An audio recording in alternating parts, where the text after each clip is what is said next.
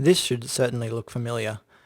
To join strings together in JavaScript, you use the plus operator, the same as C#.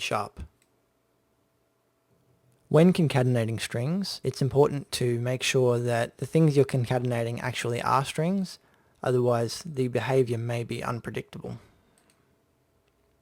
There is no string interpolation in JavaScript.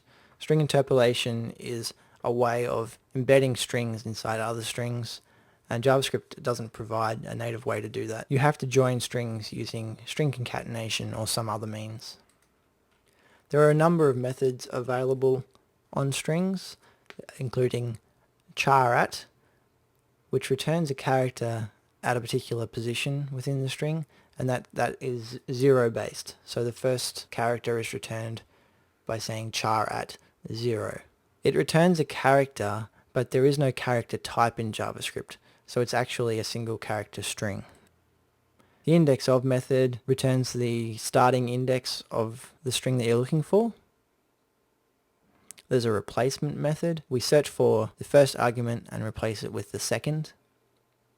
The search method is very similar to index of, except that the argument is a regular expression. The slice method returns a substring of a string. Split is used to split a string on some separator. If no separator is provided, or if an empty string is provided as a separator, split will split a string into individual characters. To lowercase obviously makes all the characters lowercase, and to uppercase makes all the characters uppercase. Let's try some examples. This first example is using the char@ method to grab the third character in the string ABCD. So if I run that now, I'm expecting to see C because that's the third character, so that's working correctly. You might remember index of, it's going to return the index of the search term.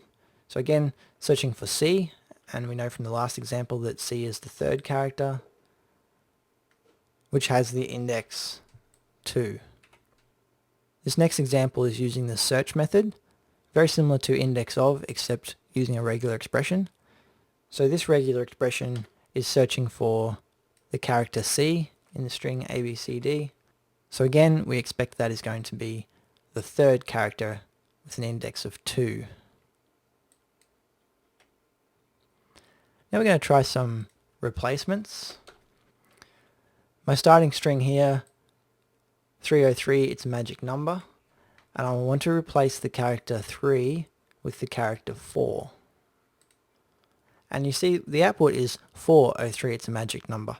So what's happened is the replacement method has replaced the first instance of the character 3 that it found, but not the second.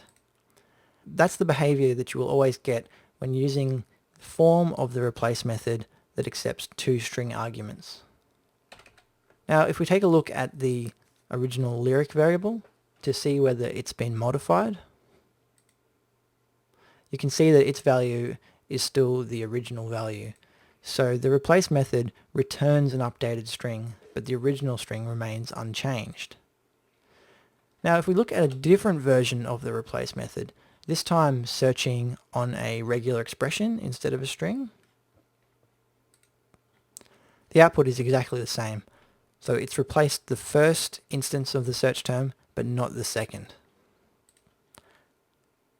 However, if we again use the regular expression form, but this time specify the G flag on the regular expression, G for global, that will tell the replacement that it should replace every instance of the search term, not just the first. And this time we see that indeed it has replaced each instance of the search term. Next is the slice method. Slice is used to extract a substring from a string. Consider, for example, if I wanted to extract the middle 2 characters of the string ABCD. So I want to extract the BC part. The first parameter to the slice method is the index of the first character you want to take. So the index of B is 1. And the second parameter to the slice method is 1 greater than the index of the last character that you want to take. So the last character I want to take is C.